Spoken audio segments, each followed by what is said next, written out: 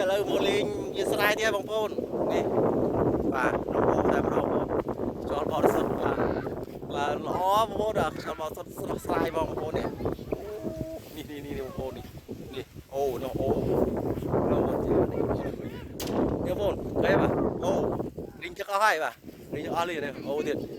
ហើយនាំអូនមកហូបបាយនៅមាត់អូបងប្អូនជើហូបនៅផ្ទះមន់និយាយទៅមន់ច្រើនពេក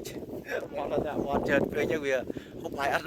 ឆ្ងាញ់ណាមន់វាឡើងជាន់បងប្អូនឥឡូវមកហូបបាយក្នុងអូម្ដងនេះតាមមាត់អូម្ដងមើ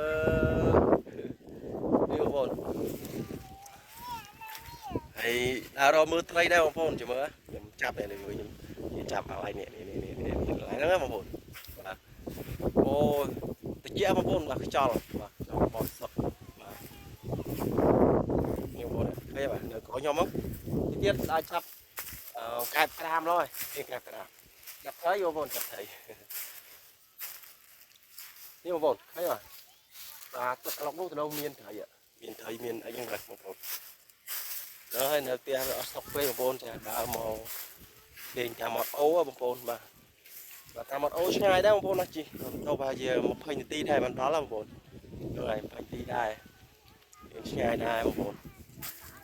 នេះបងប្អូនឥឡូវដល់ម៉ោងញ៉ាំបាយបងប្អូនណាហើយព្រោះមកនេះម៉ោង7 8ហើយបងប្អូន8ជាងណាបាទដល់ចាប់ផ្ដើមញ៉ាំបាយជីកដើមជីកកែបងប្អូនហើយម៉ូសែនេះអត់មានអីហូបទេបងប្អូនបាទយើងមានតែប្រហុកនេះប្រហុកបងប្អូនប្រហុកពងទាពងមាន់នេះបងប្អូនបាទបងប្អូនណាមកហូបបាយមួយខ្ញុំមាត់អូតិចបងប្អូនបាទដាក់ជាយូរពីយូរឲ្យនឹងឡយ៉ាងណាទេបងប្អូនបងប្អូនឃើញបាទអេជា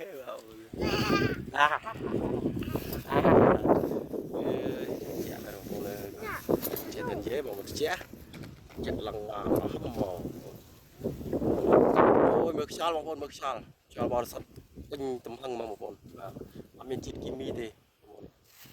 នេះបងប្អូនបាទអូមានគីមីទេបាទបងប្អូនណាវីដេអូមានប៉ុណ្ណឹងទេបងប្អូនហ្នឹងហើយ